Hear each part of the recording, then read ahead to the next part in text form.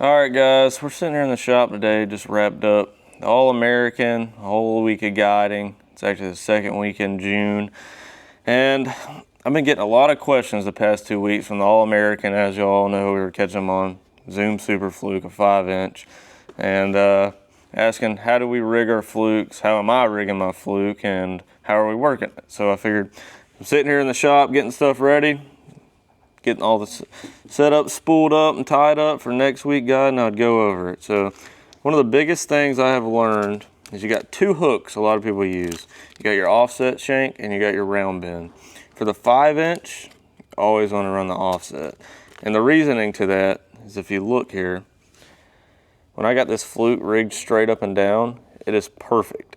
It's straight, and that's what you're wanting, is a slim profile. The round bend on the 5-inch is almost too much of a gap, and it'll almost make it twirl sometimes. When you start speeding up, like we reel it and burning it real fast, it'll make it spin. It'll almost literally do this in the water. It'll start spinning, and you don't want that. You want a straight, slim profile swimming action.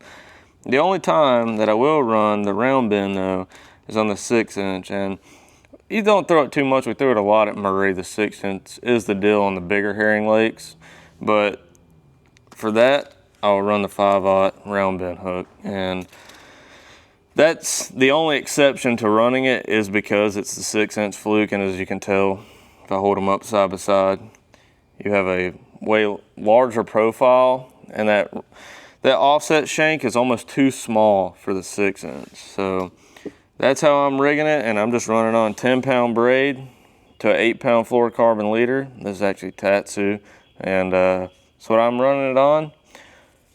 On a spinning rod, just 7-foot fast medium. It's actually a Stella I have it on, but you definitely don't need that. And working it wise, that's why I prefer the 5-inch on a spinning rod.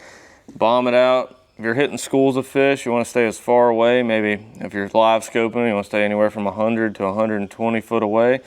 Hit them as far as you possibly can, and as soon as they see it, you want to keep it moving. You never want to let it pause. As soon as you let it pause, they're done with it.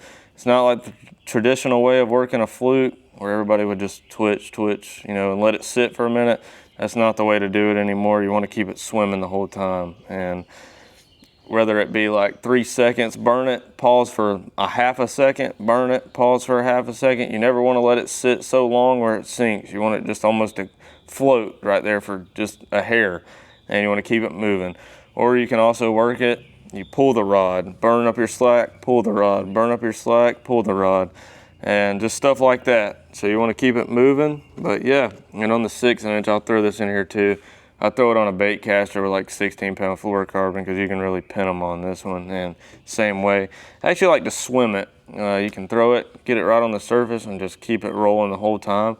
And that 6-inch will almost flutter in the water back and forth. It'll just swim. So I'll swim that one. The 5-inch, you can get more aggressive with it because it's smaller and they'll eat it. But yeah, that's pretty much it. I'd go target, if you're going out this weekend, go target any schooling holes, brush related, anything on a herring lake. They'll definitely come up and eat it.